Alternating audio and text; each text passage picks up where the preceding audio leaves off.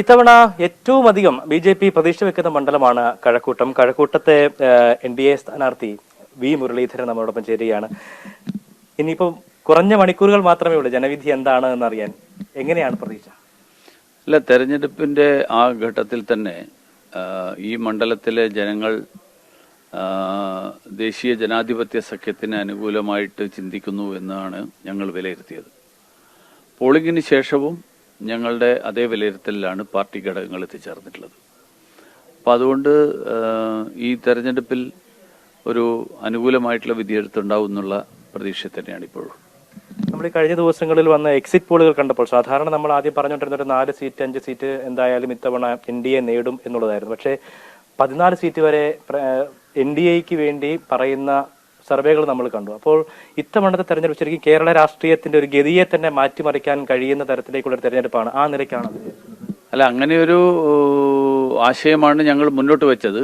ജനങ്ങൾ അത് എത്ര സ്വീകരിച്ചിട്ടുണ്ട് എന്നുള്ളത് അറിയണമെങ്കിൽ വാസ്തവം പറഞ്ഞു കഴിഞ്ഞാൽ തെരഞ്ഞെടുപ്പിന്റെ വോട്ടെണ്ണൽ വന്നാൽ മാത്രമേ പറയാൻ പറ്റുള്ളൂ. കാരണം നമ്മുടെ എക്സിറ്റ് പോളുകൾ എന്ന് പറയുന്നത് നമ്മുടെ രാജ്യത്ത് ഈ എക്സിറ്റ് പോൾ എന്ന് പറയുന്നതിന്റെ ശാസ്ത്രീയത അത് വികസിച്ചു വരുന്നേ ഉള്ളൂ.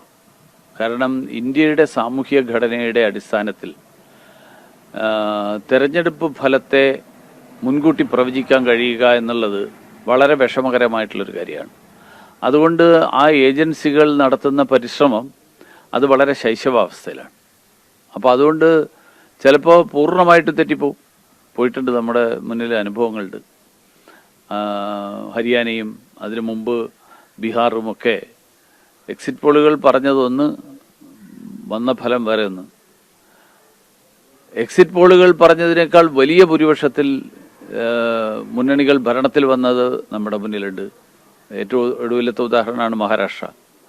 2021 കേരള നിയമസഭാ തെരഞ്ഞെടുപ്പും ഇതേപോലെ എക്സിറ്റ് പോളുകളുടെ കണക്കുകളൊക്കെ കംപ്ലീറ്റ് തെറ്റിച്ചുകൊണ്ടാണ് വന്നത്.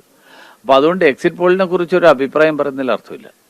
പക്ഷേ ഭാരതീയ ജനതാ പാർട്ടി മുന്നോട്ട് വെച്ച ആശയം ജനങ്ങൾക്ക് വലിയ സ്വീകാര്യമായിട്ടുള്ള ഒരു ആശയമായിരുന്നു എന്നുള്ളത് തെരഞ്ഞെടുപ്പ് കാലത്തും അതിനുശേഷവും എനിക്ക് നേരിട്ട് അനുഭവപ്പെട്ടിട്ടുണ്ട്. അത് തെരഞ്ഞെടുപ്പിലും പ്രതിഫലിക്കും.